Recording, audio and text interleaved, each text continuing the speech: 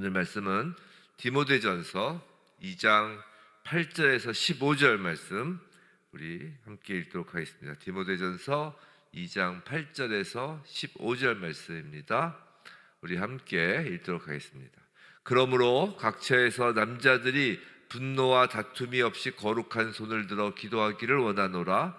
또 이와 같이 여자들도 단정하게 옷을 입으며 소박함과 정절로서 자기를 단장하고 따은 머리와 금이나 진주나 값진 옷으로 하지 말고 오직 선행으로 하기를 원하노라. 이것이 하나님을 경외한다 하는 자들에게 마땅한 것이니라. 여자는 일체 순종함으로 조용히 배우라. 여자가 가르치는 것과 남자를 주관하는 것을 허락하지 아니하노니 오직 조용할지니라. 이는 아담이 먼저 지음을 받고 하와가 그 후며 아담이 속은 것이 아니고 여자가 속아 죄에 빠졌습니다. 그러나 여자들이 만일 정숙함으로써 믿음과 사랑과 거룩함에 거하면 그의 해산함으로 구원을 얻으리라. 아멘. 이 새벽에 참여하신 성도님들 모두 성령님께서 조명하사 말씀을 깨닫는 은혜가 있기를 축원합니다. 또한 깨달아진 말씀이 삶 속에서 능력으로 드러나는 은혜가 있기를 주님의 이름으로 축원합니다. 어제 하루 쉬고요. 그저께에 이어서 하나님 앞에서 질서 있게 서는 성도, 이제 2입니다. 2. 지난 시간이 1이었고 하나님 앞에서 질서 있게 서는 성도 2, 그것에 관하여 계속하여 11절 이하의 말씀을 보겠습니다.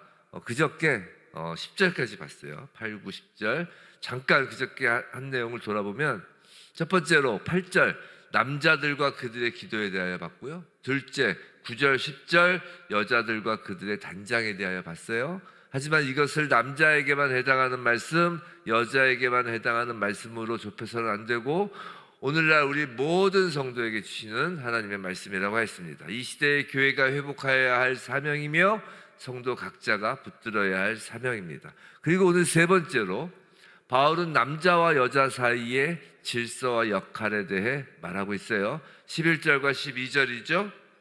여자는 일체 순종함으로 조용히 배우라. 여자가 가르치는 것과 남자를 주관하는 것을 허락하지 아니하노니 오직 조용할지니라.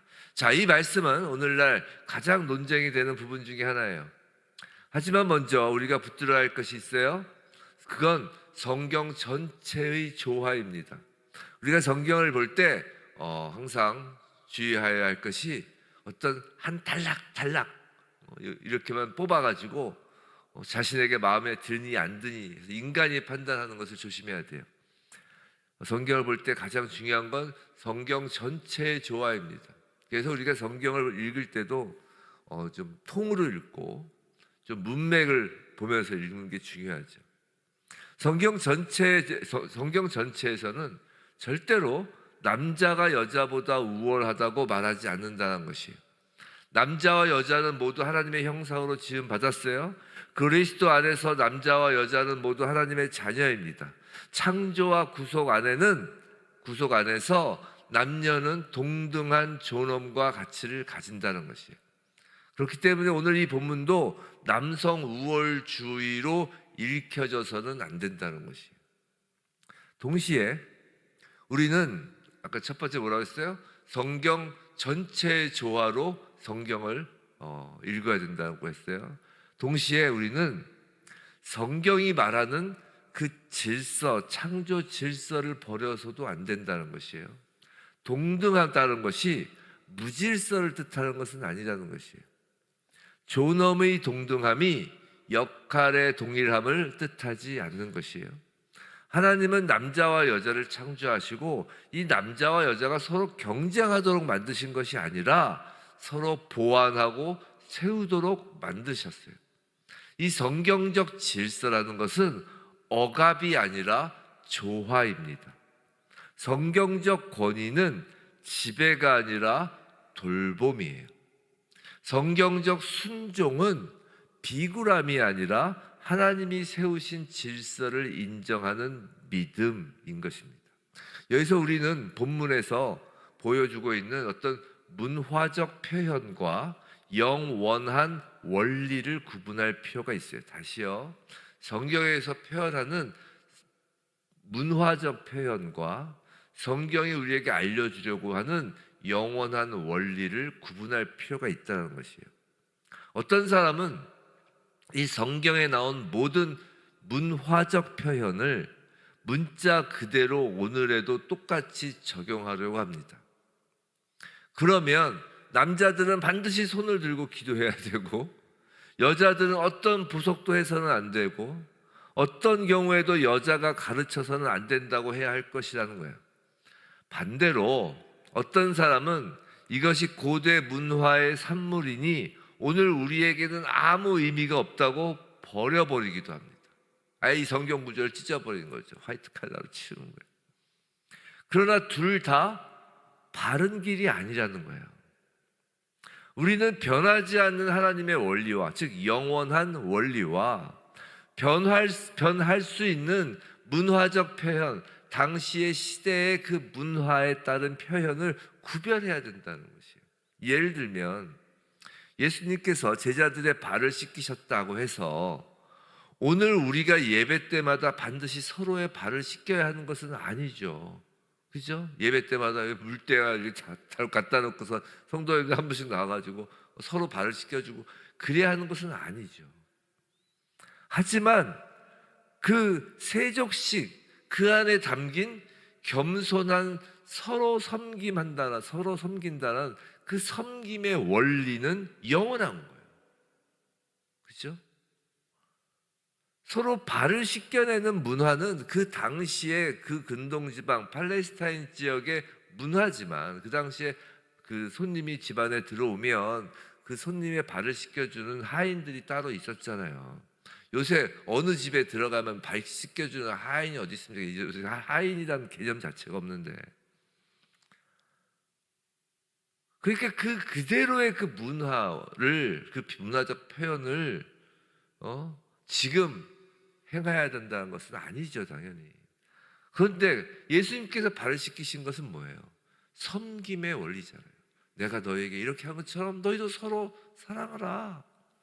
그 원리는 영원하다는 것이에요. 마찬가지로 오늘 본문에서도 손을 드는 기도의 자세, 머리 모양과 보석, 조용함의 어떤 그 문화적 표현은 시대와 문화에 따라 다르게 적용될 수 있어요. 하지만 거룩한 기도, 정숙한 삶, 선행의 단장, 창조 질서 안에서의 상호 보완성은 변하지 않는 원리라는 것입니다. 또한 오늘 바울이 여자는 조용히 배우라라고 할 때 여기에는 그저 지금 문화적으로 부정적인 것만 보이는 것이 아니라 오히려 당시에 놀라운 긍정적 면이 있음을 우리는 알 수 있어야 돼요. 뭐냐면 당시 문화에서는 여자가 공식적으로 배우는 자리에 서는 것 자체가 제한되었단 말이에요. 우리나라 옛날에 조선시대까지만 해도 여자들이 배우는 것 자체가 제한됐잖아요. 학당에 다닌다는 것 자체가 상상도 못하던 일이잖아요, 여자가. 근데 바울은 여자들에게 지금 배우라라고 말하고 있다는 게 중요해요. 여자를 무지 가운데 두라는 것이 아닙니다. 말씀 앞에 세우라는 것이에요. 다만 그 배움은 겸손과 순종의 태도 안에서 이루어져야 한다는 것입니다. 그리고 이것은 모든 성도에게 필요한 태도인 거예요. 남자도 말씀 앞에서 조용히 배워야 한다는 것이에요. 여자도 말씀 앞에서 조용히 배워야 한다는 것이에요. 목회자도 배우는 자여야 하고 직분자도 배우는 자여야 한다는 거예요. 오래 믿은 사람도 하나님의 말씀 앞에서는 다시 어린아이처럼 배워야 한다는 것입니다. 오늘 이 시대의 문제는 배우려 하지 않는 거예요. 사람들은 너무 빨리 말합니다. 너무 빨리 판단하고요. 말씀을 듣기도 전에 자기 결론을 가지고 있어요, 이미. 교회 안에서도 말씀을 배우러 온 것보다 자기 경험이 있어요.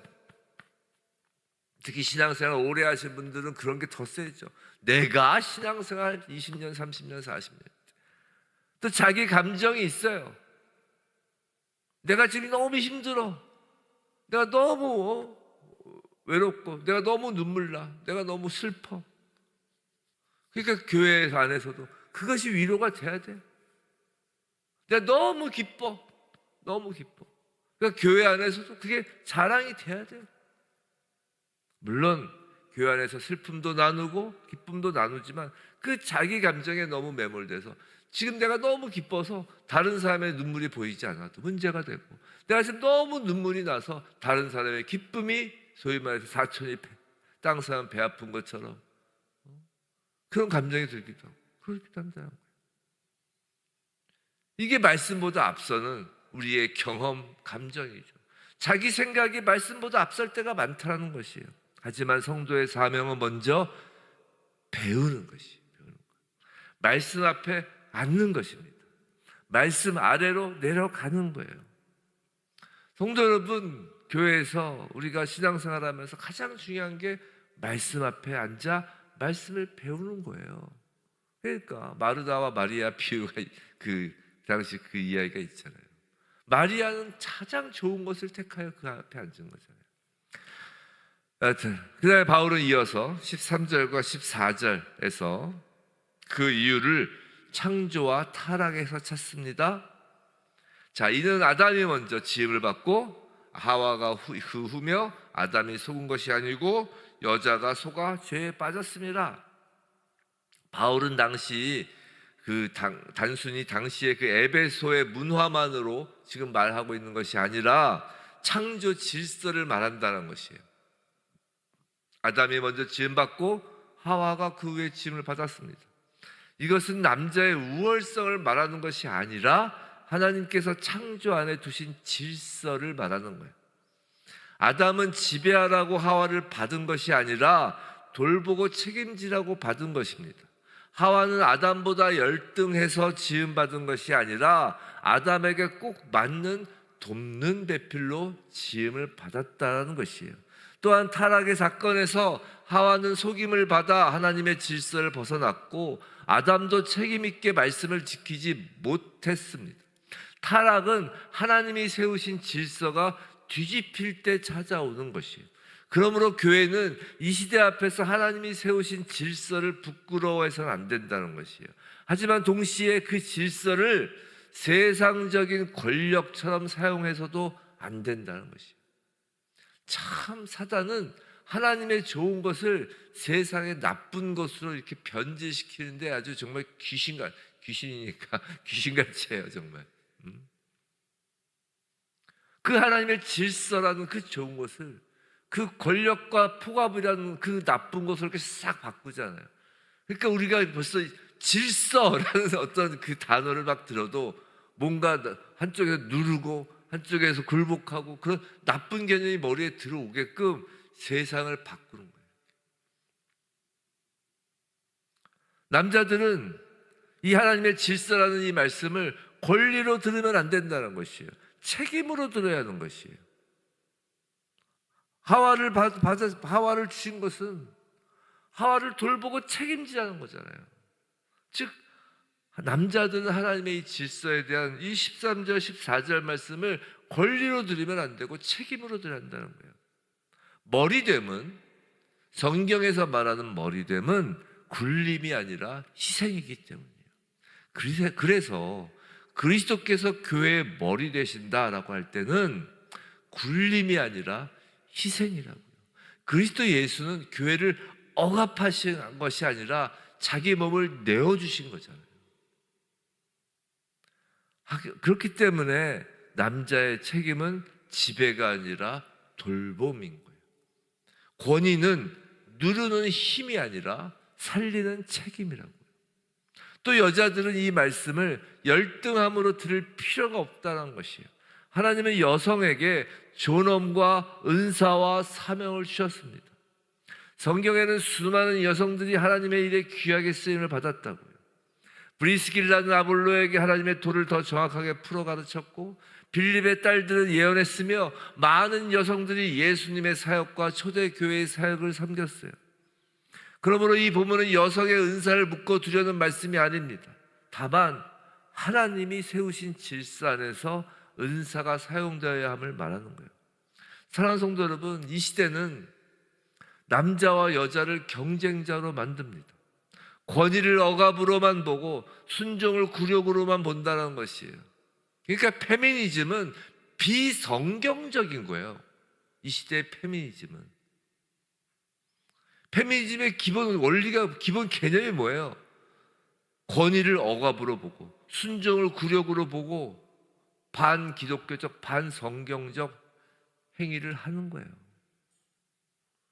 뒤엎자라는 거잖아요. 모든 질서를 뒤엎자. 하지만 교회는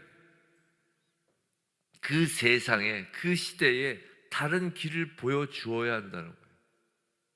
남자와 여자가 서로 싸우는 공동체가 아니라 서로를 세우는 공동체임을 보여주어야 하는 거예요. 권위를 남용하는 공동체가 아니라 권위를 십자가로 보여주는 공동체가 되어야 한다는 것이, 순종을 강요하는 공동체가 아니라 그리스도를 경외함으로 서로 복종하는 공동체가 되어 보여주어야 한다는 거예요. 빛으로 소금으로 말이죠. 이것이 이 시대 교회의 사명입니다. 세상이 창조 질서를 무너뜨릴 때 교회는 창조 질서를 사랑과 섬김으로 보여주어야 한다는 거예요. 세상이 성별을 갈등의 도구로 만들 때 교회는 남자와 여자가 그리스도 안에서 서로 보완하고 협력하는 아름다움을 보여주어야 한다는 것이에요. 세상이 자유를 자기 마음대로 사는 것이라고 말할 때 교회는 참된 자유가 하나님께 순종하는 데 있음을 보여주어야 한다라는 것이에요. 마지막으로 15절입니다. 그러나 여자들이 만일 정숙함으로써 믿음과 사랑과 거룩함에 거하면 그의 해산함으로 구원을 얻으리라. 이 말씀도 조심스럽게 이해해야 해요. 바울은 지금 여자가 아이를 낳아야 구원을 받는다고 말하는 것이 아니에요. 구원은 오직 예수 그리스도의 은혜로 받는 것이죠. 지금 무슨 말이냐면 지금 출산하는 것이 구원의 조건이 될 수 없다라는 것이에요. 또한 모든 여성이 결혼한다거나 모든 여성이 아이를 낳는 것도 아니잖아요. 이 말씀은 뭐냐면 창세기 3장 15절의 그 약속과 연결해서 볼 때 더 깊이 이해가 되는 말씀이에요. 이게 소위 말해서 요새 그 주일날 저녁 때 성경 공부 창세기 하는데 하나님이 뱀에게 선포하신 그 내용이잖아요. 원시복음. 하와는 속임을 받아서 죄에 빠졌지만 하나님은 그 죄에 빠진 여자를 그 죄로 인한 그 저주의 통로로만 남겨두지 않으시고 오직 은혜의 통로로 세우시잖아요. 여자는 축복받은 거예요. 그 은혜의 통로. 하나님은 여자의 후손이 뱀의 머리를 상하게 할 것이다 라고 약속하셨죠. 이것이 원시복음이잖아요. 그리고 마침내 예수 그리스도께서 여자에게서 나셨잖아요. 여자인 마리아의 몸을 통해 구주께서 이 땅에 오셨다고요. 그러니까 여자는 수치의 상징, 즉 선악을 알게 하는 나무의 열매를 먼저 따먹은 그 죄의 상징으로 여자란 존재가 끝나는 것이 아니라 오히려 구원의 약속을 품은 통로로, 즉 은혜의 통로로 하나님께서 세우신 거라고요. 근데 바울은 지금 거기서 멈추지 않아요. 뭐라고요? 믿음과 사랑과 거룩함에 거하면이라고 합니다. 이것이 성도의 길이라는 거예요. 믿음에 거해야 합니다. 사랑에 거해야 한다는 거예요. 거룩함에 거해야 합니다. 정숙함, 곧 절제와 단정함과 하나님 앞에서의 합당한 태도 안에 거해야 한다라는 것이에요. 사랑하는 성도 여러분, 이 말씀은 오늘 우리 모두에게 생명을 세우는 사명이 있음을 가르칩니다. 성경에서 여자가 해산하는 것에 대하여 이야기할 때, 비유할 때는 교회가 생명을 낳는 것을 그렇게 비유하는 경우가 많아요. 즉 교회는, 성도는 생명을 낳는 사람이에요. 꼭 육체적 출산만을 말하는 것이 아니라고요. 우리는 복음으로 영혼을 낳는 것입니다. 생명을 낳는 것이에요. 기도로 다음 세대를 낳는 것입니다. 믿음으로 믿음의 사람을 세우는 것이 바로 그런 것입니다. 사랑으로 무너진 사람을 일으킵니다. 성도 여러분, 우리는요, 교회는요, 그래서 생명의 공동체인 것이에요. 오늘 이 시대의 교회가 붙들어야 할 사명이 여기에 있지 않겠습니까? 다음 세대가 무너지고 있는 것을 우리는 보지 않습니까? 가정 예배가 사라지고 있는 것을 보고 있잖아요. 아이들이 복음을 모른 채 자라나고 있습니다. 청년들이 진리를 잃어버리고 있어요. 세상은 생명을 가볍게 여기고 가정의 질서를 흔들고 신앙의 계승을 끊어버리려고 합니다. 여인의 해산을 막는 것이에요. 이런 시대의 성도 각자는, 교회는 생명을 세우는 사람이 되어야 하는 것이에요. 성도 여러분, 부모는요 자녀를 믿음으로 세워야 합니다. 직분자는 교회를 생명의 공동체로 세워야 합니다. 모든 성도는 누군가에게 믿음의 아버지, 믿음의 어머니, 믿음의 형제 자매가 되어야 하는 것이에요. 나를 통해 누군가 기도를 배우고, 나를 통해 누군가 말씀을 듣고, 나를 통해 누군가 교회로 돌아오고, 나를 통해 누군가 예수 그리스도를 보게 되어야 하는 것이에요. 말씀을 정리하겠습니다. 지난 시간부터 계속하여 본 디모데전서 2장 8절부터 15절은 단순한 남녀 역할 논쟁이 아니라는 것이에요. 이것은 공중 예배 안에서 교회가 어떻게 하나님 앞에 서야 하는가에 대한 말씀이었습니다. 그리고 동시에 이 시대의 성도들이 어떤 사명을 가지고 살아야 하는가에 대한 말씀입니다. 성도는 8절 첫 번째로 거룩한 손을 들고 기도해야 합니다. 분노와 다툼을 내려놓고 죄를 회개하고 깨끗한 마음으로 하나님께 나아가야 한다는 것입니다. 또 성도는 선행으로 자신을 단장해야 합니다. 허영과 가시가 아니라 정숙함과 품위와 섬김으로 복음을 보여주어야 한다는 거예요. 성도는 말씀 앞에서 겸손히 배워야 합니다. 자기 생각을 앞세우지 않고 자기 경험을 앞세우는 것이 아니라 하나님의 말씀 아래에서 순종하는 사람이 되어야 합니다. 성도는 창조 질서를 따라 서로를 세워야 합니다. 남자와 여자가 경쟁하는 것이 아니라 그리스도 안에서 서로를 보완하고 협력해야 합니다. 성도는 생명을 세우는 사명을 감당해야 해요. 믿음과 사랑과 거룩함에 거하며 다음 세대와 영혼들을 살려야 합니다. 사랑하는 성도 여러분, 이 시대가 어둡다고 말하기 전에 먼저 우리가 참된 소금이요 빛인지를 돌아봐야 합니다. 이 시대가 어둡다고 말하기 전에 우리가 과연 이 시대를 비추는 빛인지를 돌아보아야 합니다.